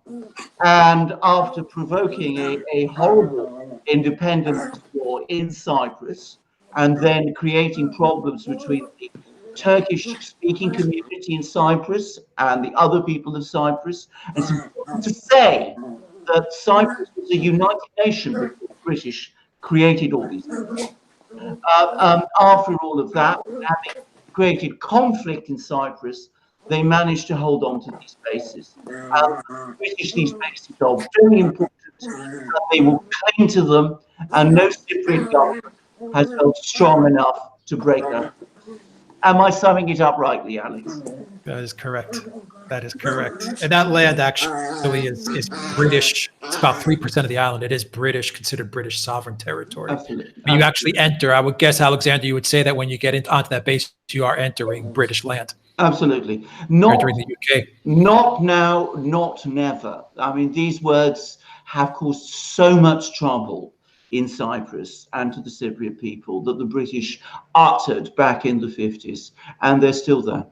Okay, a super chat from Sparky. Alexander, Brexit, bloody assizes are needed to cleanse the UK government of seditious remainers to ensure successful post-Brexit, enslave them to Libya. Well, let's not go too extreme. I'm not in favour of bloodshed or bloody assizes or any of that kind. But if you go to the newspapers today, at least the more conservative ones, it's full of talk of a purge. As I said, Boris Johnson is busy cleaning the cabinet of all the Remain ministers. He's brought Dominic Cummings, who played a role in one of the two Leave campaigns, and who popular mythology, but not me, by the way, attributes the success of the referendum to. I think that his role has been hugely exaggerated, but he's been brought in to act as Boris Johnson's advisor. So at least we should see, or we hope to see, a unified government and a unified cabinet backing Leave, or if not a unified one that is less obviously divided than Theresa May's was. So, not a bloody size, not people being sent off to Libya. By the way, people should be sent to Libya to face justice, or at least they should be asked to face justice over what they did to Libya, which was a crime, just as what they did to Iraq was a crime, and what they did to Yugoslavia was a crime. But as I said, let's not start dealing out death and justice over Brexit. We're not putting it on that scale. As I said, if we get a functioning government that commits itself to seeing that through, then I will be fully satisfied, provided they get us out on the 31st of October. Okay, from Sparky, Peter. Chris Rye was replaced at the law firm King & Spalding, fired temp AG at Sally Yates in a deep state swap. Rye is a Cicero-style enemy from within. What do you make of Christopher Rye so far at the FBI, and what do you make of the fact that Sally Yates did replace him at this law firm? Just kind of an interesting fact, which doesn't get reported on much. Christopher Wray is kind of like an empty suit. I mean, what is he doing? I don't know. I mean, he's remarkably quiet. Yeah, well, what is he doing? That's a good question. Well, I don't know. I have no idea what he's doing. The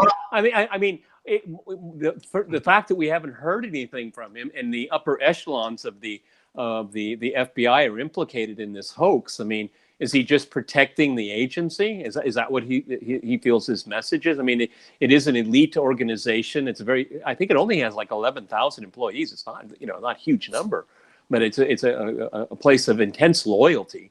I really can't give a good answer to that because I don't know what he's doing. I mean, look at next to Bill Barr. I mean, that guy. He was appointed by Trump. Yeah, I mean that's. Well, look, there's you shouldn't be just like appointing a loyalist, okay? I mean, we have to remember the Saturday Night Massacre when Nixon, ordered the Attorney General to fire the special prosecutor, and he said no. Then the number two said no. It took the third one to actually do it. I mean, because what Nixon wanted was to break the law. And I don't want to see an FBI director that is just going to do the whims of the president, but he should clean house. I mean, there's so much documentation made public about the misdeeds of members of the FBI. It's his job to make sure that's cleaned out. Okay, mm-hmm. But we don't have any confidence that's happened because we don't know what he's doing. Well, can I just? I think you wanted to jump in. Yes, I just wanted to say this. I actually mentioned and discussed Chris Ray briefly in the preface to the second book that we did. But I'm just going to say what I think he's done, which is actually very much leads on from something that Peter said. What Chris Ray has done is that he has obstructed congressional investigations into FBI misconduct. When people like Nunes and Gowdy in the House Intelligence Committee and other people like in the House Judicial Committee and people like Grassley in the Senate have asked for documents from the FBI. He has resisted providing them. He's resisted congressional subpoenas to provide them. He played it out very long and very hard up to the November 2018 elections. And that was clearly his agenda. Peter is absolutely right. It was to protect the FBI and to conceal the extent of its misconduct. As far as I am concerned, Ray, along with Sessions and Rosenstein, ran a Justice Department, because the FBI is under the Justice Department, which was disloyal ultimately to Donald Trump. And I do use that word about them. Actually, I think that they were not, in the end, loyal either to Donald Trump, who was the president, and maybe, and that's not saying that they should do whatever he asks them to do, but they should certainly not collude in the cover-up of the attempts to delegitimize the president of the United States. And more importantly, they were disloyal, in my opinion, to the American Republic and to the US Constitution. Now, he is still there, which is extraordinary to me. It's a 10-year appointment. Well, indeed, yeah. Well, there we are. But I will see what happens when Durham and Horowitz do their work. Okay, from Lord Brett Sinclair, Super Chat. Alexander, will May, Hammond, and Grieve, etc., be prepared to destroy their own party to appease the EU monster? You know, one of the most extraordinary things about British politics over the last 3 years is the willingness of some people on behalf of the European Union to destroy their own parties. I mean, we see that agenda playing out very fully within the Labour Party, where you see all kinds of attempts being made to try and force the Labour Party to take an unequivocal anti-Brexit position, even though that would devastate the Labour Party in its North English and Midlands heartlands. And we see some people like Grieve and Hammond who have spoken quite openly about being prepared to do that for the Conservative Party also. Now, they, of course, don't say that they will destroy the Conservative Party by doing it. But let's be very clear about this. If they vote against a Conservative government on a vote of confidence in order to stop Brexit happening, and when I speak about Brexit happening, I mean a no-deal Brexit, because to me now, that is the only Brexit that is going to be meaningful. I think that's the only Brexit that is on offer that is going to be meaningful. If they're prepared to do that, they are prepared to destroy their own parties. And I think they know it, And I find it astonishing that people in Britain are so willing to do that on behalf of a cause, the EU, which is frankly so ugly. I mean, you know, to bring down your own party, to destabilize your own country on behalf of what? Of Ursula von Leyen?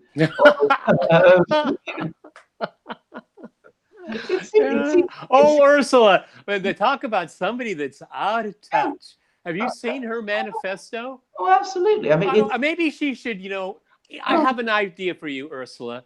Why don't you take your document and turn it into a self-published book and on the cover have a yellow jacket on it and go walk the streets of France this weekend and pass it out to everybody protesting. This woman is completely loopy. What she's building the United States of Europe. Lady, have you seen what's been going on for the last couple of years? Have you been living under a rock? Yeah. I couldn't believe. I was reading it before we did this. Yeah. I mean, on almost every single step. I mean, and basically admitting, yes, you will lose your sovereignty, and you'd have to pay more money for all of this too. Yeah. Okay, and you know what? Everything is going to be uniform from Ireland all the way to Greece. Well, those countries have different cultures and traditions and values. So what you're doing is you're basically wanting to go down the path after it's been questioned for years, an authoritarian path. You want to create the United States of Europe without a democracy. That's what you want to do. This is a recipe for disaster, absolute disaster. The EU has learned nothing. Nothing. But nothing.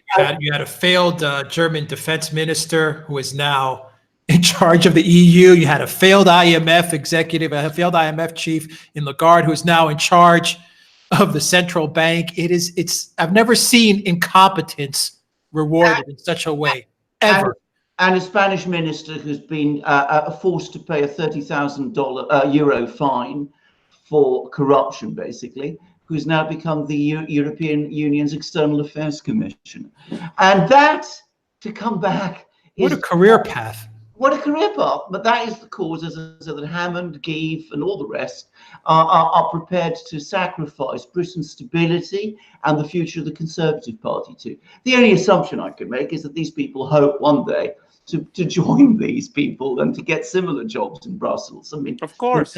They pay extraordinarily well. I mean, I'm sorry if that sounds desperately cynical, but it's the only sane explanation I can come up with this. I mean, it may be cynical, it may be corrupt, but at least it makes some sort of sense. But I mean, to imagine that this institution is so worth defending that you're prepared to destroy your own party and destabilize your own country for it, that I just do not understand at all. I simply do not understand it. Well, that is why. That is how civilizations collapse, when they lose faith in it. They lose faith in their own agency within it. Okay, when you abandon that for worldly, earthly rewards, then your civilization is gutted. Okay, and this is what these people are doing. They're just gutting it. Okay, with glee, for own personal gain. Yes, that's all it is. Yes. Oh yeah, politicians. Going to your point, Alexander. Politicians, they kill to get to Brussels. Yes, they know it pays very, very well, and you do zero work. I mean, literally no work. You're quite right. You make a boatload of money. Yes, you're absolutely correct. I mean, I am sure that this is the agenda of some people in Britain, that a lot of the people in the House of Commons who are so angry about the fact that we're leaving the European Union are angry because their ambitions to get cushy jobs in Brussels are not now going to be realized. Because it's the only explanation I can come up with. There's also an equivalent in the United States. Hillary Clinton was supposed to win. Remember?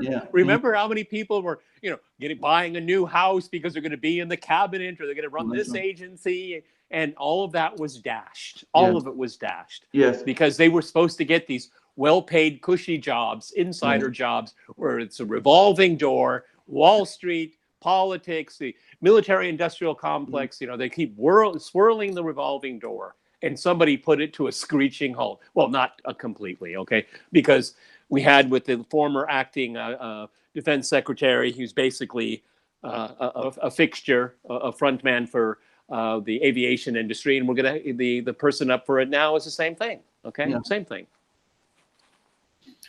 Peter from Utnasens, super chat, RON25, and that is Romanian currency. Thank you very much, Utnasens, for pointing that out. I thought so. I thought that's Romanian what it was. currency, great. Peter, if NATO still exists, will Turkey remain a member in 10 years' time? Depends. It depends. We've said many times on this podcast, Erdogan is in the bazaar every single day. If he's enticed, he gets something. He needs to get something very valuable in return for leaving NATO, because NATO needs Turkey so much more than Turkey needs NATO. And Erdogan is acutely aware of that, and he will use that as a bargaining chip. Okay, he's a transactional politician. He's not very deep, not a deep thinker. He is looking. For him, everything is in flux all of the time, and he will move accordingly. Okay, I don't think he has any real set agenda. He looks for opportunities, and you also have this sense of national pride. Okay, you have this in him. He has this this genetic code of neo-Ottomanism. Okay, he believes that Turkey is returning to its rightful place in the region, rightly or wrongly, and I think rather wrongly, considering his adventure into Syria and what we've already talked about with Cyprus here. But it's in the cards. It's very, very possible. Okay, particularly how the region is changing. American and its allies' influence in the Middle East is disastrous, and it's only continuing. And Erdogan is going to have to say, I think he wants to be a standalone Turkey. You know, for all of its problems, it's a more or less modern country. Okay, at least good parts of it is. It has a good workforce. It is industrialized. It's very, and I've met many Turks when I was in academia and business and in media. They have a cadre of people that are very well educated, very cultured. Okay, they're not to be trifled with. Okay, and as I never end saying, countries like Turkey have options. Okay, so don't poke the Turk, if I can use that phrase. Okay, the U.S. again is like a bull in a china shop. Turkey has national interests, and it will defend it. If its national interests are better served outside of NATO, it might just do that. Okay, Alexander, super chat from Sparky. FBI's had lousy leadership over a generation, making it ripe for corruption all the way to the street level. Example, pre-dawn raid on Roger Stone. We did a lot of videos on the pre-dawn raids and the arrests, Flynn, Papadopoulos, all these things that went down. FBI is corrupt? Well, I would add to that catalogue Manafort. Manafort was also the subject of a pre-dawn raid, and a disgraceful one, actually. And can I just preface as well, Alexander, going back to the Mueller testimony, it was Jim Jordan who pressed the issue on Mifsud, and he made the point that you made right now on Manafort, on Flynn, and Papadopoulos. Why did you, Mueller, he asked him, go after these guys, but you didn't go after Mifsud? And you've covered the Mifsud angle a lot as well, so you can get into that. Yes, absolutely. I mean, I think that there are serious problems within the FBI. Now, I have to say, I'm not obviously American, but even in Britain, where I was sort of absorbed a lot of the mythology about the FBI. I thought of it as always an institution of some integrity and some discipline, which had managed to put the ghost of J. Edgar Hoover, who was a strange man, that's putting it gently, behind it. And I thought the people who went into the FBI were basically decent people. I think there are still a lot of decent people within the FBI, but clearly the institution itself, something has gone very seriously. I think what's really interesting here, I mean, the question was, you know, the corruption of the FBI, and I think we can unpack the word corrupt here. Because I think that's what's really at the center, is that at least over the last few years, with around the fake the hoax Russiagate, you had members, senior members of the FBI that just simply took it upon themselves to know better than anyone else. Yeah. Now that is political corruption, okay? Yes. And that's what's really dangerous here. There were members there that decided what the fate of the nation should be, and putting to shame any kind of democratic process. I mean, Peter struck, these smelly Walmart Trump people, okay? Yeah. And that doesn't show, I think, necessarily a loyalty to the Democrats or a loyalty to Hillary Clinton. Not necessarily, though it's possible. But what I think it is more is this sense of they knowing better as a political class, that the apparatchiki of the deep state knows better. And I think that's where the corruption is, okay? It became detached from the political, from the democratic process.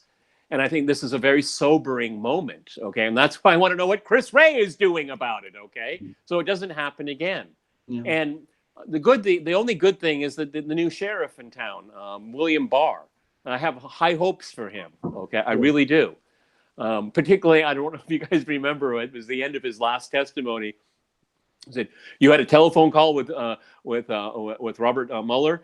Were there people around? Did people hear it? Was a conference call?" And he said, "Yes." And he said, "Can we get the notes to that?" And he said, "No." But do you remember how he said, "No"?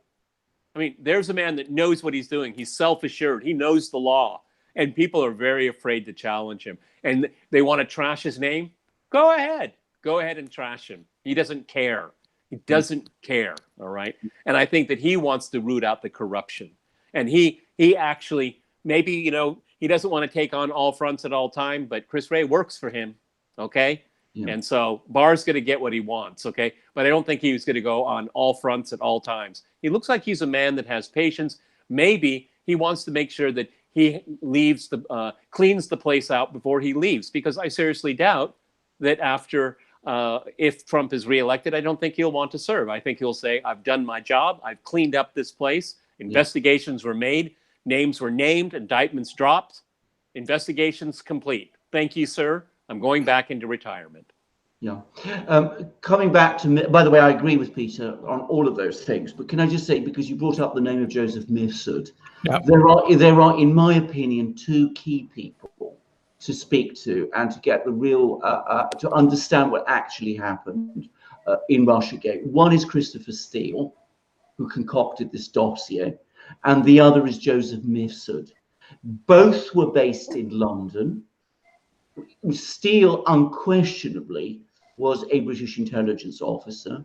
Mifsud quite possibly was. Alexander, Jordan, I'm going to cut you off again, but as you're speaking, I just want to let you, I don't know if you saw it, but Jordan did ask Mueller point blank. He says, "Was Mifsud U.S. intelligence?" For which Mueller replied, "I can't get into that," or "It's beyond my purview." So what do you make of that? Well, I think that's practically confirmation, because if he wasn't, I'm pretty sure Mueller would have simply straightforwardly said no. I can't believe that Mueller doesn't know, however confused and muddled. Or Weissman. Weissman doesn't know exactly. But I mean, they must know. And as I said, they are key, because Steele was commissioned by the Democrats to put together this salacious, disgusting, ridiculous dossier. And Mifsud, we haven't yet got the full details, but he was clearly involved in trying to set up this sting operation with George Papadopoulos, which is intended to implicate Papadopoulos and, by extension, Trump with the Russians. And the FBI never went after Mifsud. They had one meeting with him, which didn't go very far. And now they're pretending they don't know where he is, which I find completely ridiculous. I mean, that's absurd. I'm sure he's hiding in plain sight. Well, he is. I mean, the Italian media said that he's hiding in plain sight in Rome. Yeah, but if Mifsud is confirmed to be U.S. intelligence it's- guys, that pretty much confirms that this was a setup from the beginning, doesn't it? Closes the circle. Closes the circle. It closes the circle, and that is why, let's be absolutely clear about this, that is why he has not been properly interviewed, why he hasn't been arrested, why he hasn't appeared before congressional committees, why he is barely discussed in any detail in Mueller's report, even though, as I said, he is a key figure in this story. And if you want to talk about the kind of political corruption within the FBI, and Peter is right to make a distinction between financial corruption and political corruption of a particular group of people thinking that they are higher than the state, that they have some role within the state to defend it in effect from those that the foolish and benighted people elect, to run that state. In other words, that they have this anti-democratic attitude. That kind of corruption explains why people like Mifsud and Steele were allowed to do what they did, and why they haven't been properly questioned and called to account for it. Okay. Super It's chat. almost 2 hours almost. All right. We have a lot of super chats left, guys. So let's get to them. From Jason's to both of you guys, I guess, because I'm not so sure who's keeping up on the Canada elections. We have some important elections coming in October in Canada. It's from Jason. Gentlemen, in Canada, we hopefully will leave our Trudeau legacy in the past. Thoughts on who is the next best prime minister for the October elections? I just don't know I don't know the lay of the land that well. No, I don't. Can I just say, I mean, I got the last Canadian election horribly wrong. I thought that when we saw the back of the previous man, whose name I've forgotten, Harper. Stephen Harper, yeah. Stephen Harper. Loser. Yes, I thought, well, Trudeau couldn't possibly be worse than Harper, and it turned out that he was. So I'm not going to make any predictions about Canada. I'm not going to, by the way, even if Trudeau loses, that we're going to see the end of this awful period in Canada's history. But if Luke Trudeau does lose, I'll be very, very happy to see the back of him. All right. From Milos, super chat. Thank you very much. From Andre, super chat. 2 super chats from Andre. Thank you very much, Andre. For Peter, from Bernard, is Macron of France going to survive? I hope not. Again, the political structure in France, it's a very powerful presidency. So he can be so terribly unpopular, but there's not much they can do. They have to wait him out. Okay. That's just, de Gaulle wanted a very strong a presidential republic, because when it was a parliamentary republic, they had elections every 6 months, okay, and prime ministers every other month, okay. He wanted to put an end to that, so he created a very strong presidency. And unfortunately for France, this another empty suit. I mean, really a cartoon figure is left to run, and he was put there. It was a casting couch. They put him there, and he's supposed to serve the interests of his backers, not of the French people. He's proven that over and over and over again. Okay, from Penguins fan, Alexander, update on Idlib, Syria. Lots of fighting apparently going on. The Russians have been accused of bombing a market. They've denied it. They said on the particular day when the bombing happened, they weren't even there. They weren't actually bombing Idlib on that particular day. But there was a lot of fighting, and apparently the Syrian offensive is now underway in southern Idlib. So, I mean, Penguins fan always asks me questions about Idlib. It's a regular. It's a good hardy regular. I've now got to the point, I should say, of always checking the latest Idlib news because of his questions. And that's good, because Idlib is, in my opinion, the last real play in the war in Syria. What comes with the Kurds in the east, between the Syrian government and the Kurds, will eventually work itself out diplomatically or politically between the Syrians and the Kurds. But can I also say something else? We mustn't lose sight that there is now an ongoing process to set up this constitutional committee that's going to look at Syria's new constitution. The Russians have said very clearly that they expect, whatever the results of the negotiations on the new constitution, that President Assad will remain president of Syria. There's been a Russian, a very senior Russian MP has said that they can't see anyone else who is right to take Syria over. So in a way, that's almost implicit backing from Russia for Assad, and it's gone very unremarked now, because I think we've now evolved to the position where no one can really see an alternative to Assad. But it seems to me that what's happening is Assad has now established himself as the conclusive leader of Syria. There's going to be this constitutional committee that will be the mechanism whereby the Turks and the Kurds come to some kind of a deal, which will finally allow the Turks to drop this hot potato on Idlib, which must be a real problem for them also. The Syrian army will then move in, and they will finally bring this whole thing to an end. And at some point, we're also going to see Russian oil deliveries to Syria to stabilize the economic situation there. And I suspect that will come with an oil swap, whereby Iranian oil will find its way through some means to Russia. Not easy to do, because there aren't Iranian oil pipelines going north. But eventually, that is how it will also sort itself out. That's what I predict. Okay, super chat from Lord Brett Sinclair. Peter, are the yellow vests still going on? I'm finding it more and more difficult to get any news on this subject. RT actually does a really good job covering it every weekend. Yeah, but it's still going on. The intensity obviously is slackened a little bit, but just because the media doesn't report on it doesn't mean it isn't happening. Yeah. The fact that it's still in existence is a political miracle, because we have said from the very, very beginning that the more it tried to centralize the issue of what's called entryism, where people go in there to find a political career or to wreck it, infiltrators and stuff like that. That hasn't happened yet. They haven't turned into a political party. They haven't turned to the trade unions. They're standing their ground. Okay, yeah. And it is a real pain in the neck for Macron.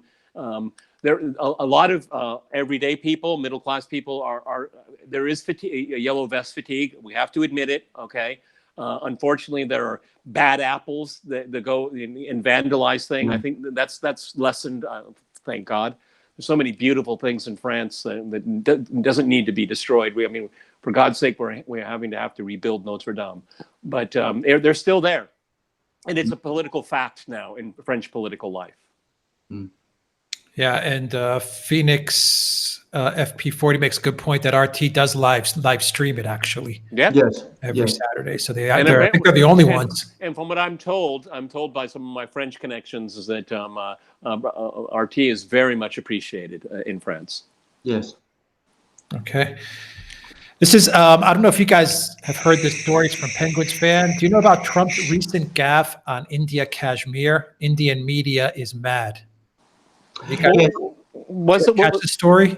The story, as I understand it, and I haven't followed it closely, is that Trump supposedly said that India had accepted a US mediation over Kashmir. And of course, the Indians are not prepared to seek mediation over Kashmir, because they're not negotiating over Kashmir. As far as they are concerned, Kashmir is Indian, an Indian territory. And there is a dispute over the line of control between, because Pakistan claims part of it, and there have been wars about it. But the Indians have always resisted any outside or external interference in this conflict. So it was a blunder by Trump of the kind that he often makes. Yeah. Frankly, the Indian media may be very angry with it, but it will all blow up. Oh, they have to be angry about it. Okay, Yeah, oh, you know, yeah. and Trump probably said he could mediate it in 10 minutes. It would be over. That's Exactly. Trumpian style. Exactly. I don't think anybody in India in any real official position takes it seriously. And I don't think we should either. I mean, it's the kind of thing Trump says. It keeps him in the news. He gets lots of attention. It makes him seem as if like the master of the universe, which is how he likes to project himself. And that's Donald Trump. And that's, you know, that's how, that's the side of him. And I think a lot of people in the US, let's be truthful about this, sneakily like him for it. They don't take it seriously, but as I said, they enjoy it. Enjoy it. For people watching this who don't know, you can watch Greg Gutfeld on Sunday. Yes. And what he does is he takes all of the gaffes and he turns it around and turns it into humor. And the reaction to it is phenomenal. Alexander McCurris is absolutely right. When Trump says he can solve the Kashmir issue in 10 minutes, everyone says, okay, that was a good one. What's the next one? It's really interesting. His base and it really understands how to separate the rhetoric from the policy. It's almost like being able to understand his particular language, because actually he speaks their language. Okay. Now, having said that, I do not like, and I've said this already, that I do not like some of the things that he says that I think are more than divisive, that are perfectly unnecessary and self-inflicted. Okay. But that's his style. Telling Trump not to tweet is like telling a baby not to cry. Don't even try. Yes. Okay, super chat from Penguins fan. This new Greek president, is he Orthodox or does he know what Pyatt is doing with the churches? Do you mean the new Greek prime minister? Yeah, Mitsotakis. Mitsotakis. Yes, I think the answer. How do you say his name? My God.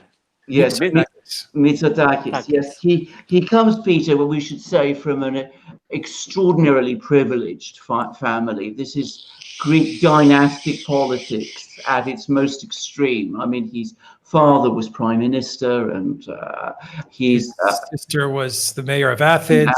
His nephew is now currently the mayor of Athens. Yes. I mean, you can't get more oligarchical, if you like. I don't know, oligarchical is not the right word, but more dynastic than that. In Greece, it's always families. In Greek politics, it certainly is. The answer is yes, of course he's Orthodox. And I've no doubt that he's conventionally pious. And he's certainly politically well informed. And he cannot be unaware of the things that Pyatt is doing. But he's, you know, somebody who's aligned historically, both in terms of his party and in terms of his life. He studied in the United States. He's aligned with the United States. I don't think you can expect him to, you know, throw out Pyatt or anything like that. But I'm prepared to hope that he will be a more effective prime minister than Tsipras, our disastrous and hapless predecessor was, who was both administratively incompetent and wrecked Greece by leading it up the garden path into a confrontation with the EU, which he was completely unprepared for, and which resulted in his complete and humiliating capitulation.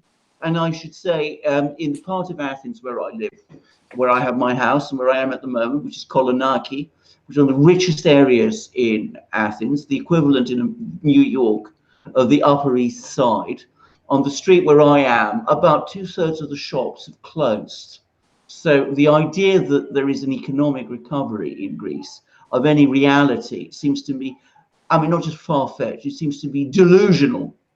But, you know, I hope that Mitsotakis, even if he doesn't cause a great break with Europe or a great break with the United States, and he's not the man to do that, that's not his background, at least he will be more efficient and he will stabilize the situation, and he won't make one capitulation after the other after Tsipras did. Because, of course, when Tsipras capitulated to the European Union in the way that he did in 2015, that set the scene for every single capitulation that came after.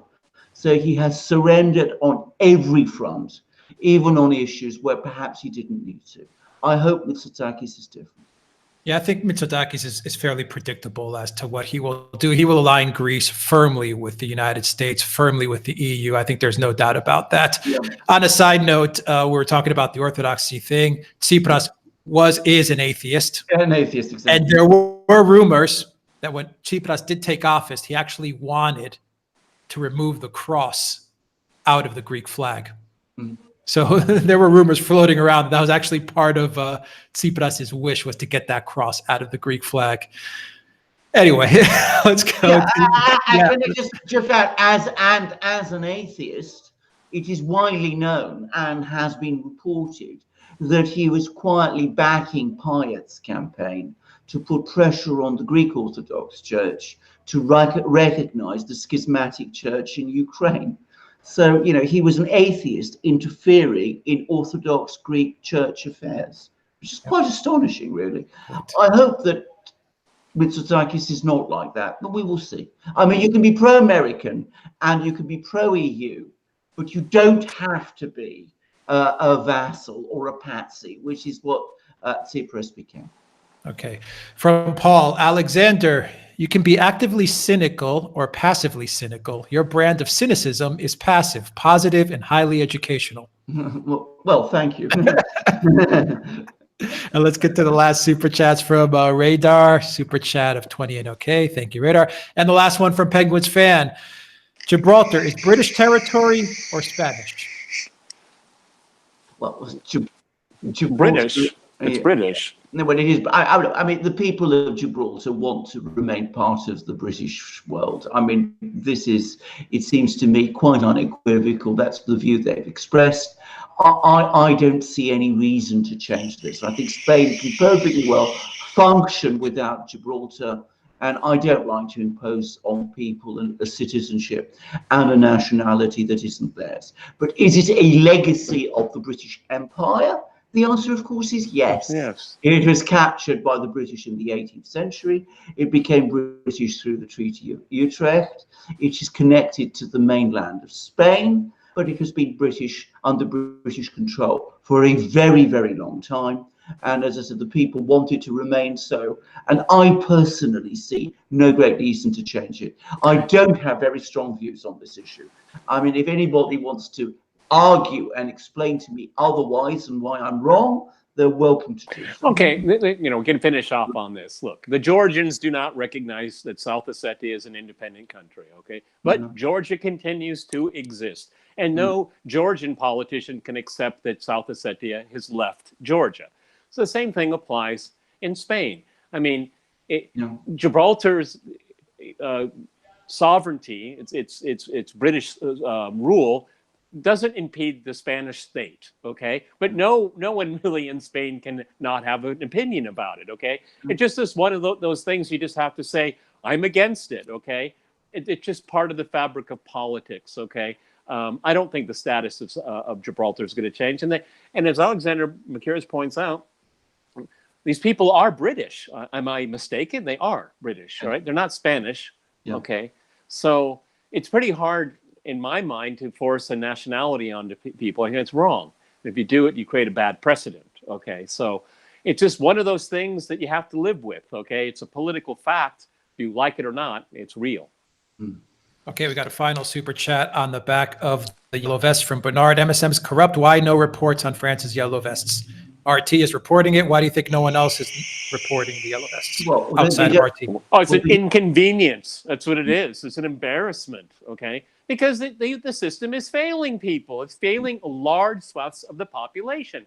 What news media wants to report that? They'll have their license taken from them.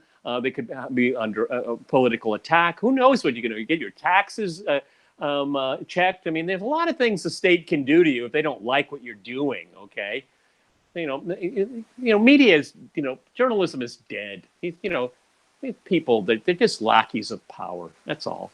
I bet you if the yellow vests were in Venezuela, the MSM would be reporting on it every single minute. Oh, they'd be all over it, just as they would if it was in Beijing or Moscow or in Russia or anywhere like that. I mean, that's the way it is. I mean, there's massive coverage in Britain of the protests in Hong Kong, for example. which have been more violent, by the way, than the yellow vest ones were. But there we are. Thank you for mentioning that. The violence against the yellow vest is nothing compared to the civility, for the most part, of the Hong Kong police against protesters. Remarkable. Yeah. Okay, guys, let's end it there on that note. Peter, what are you looking at this week?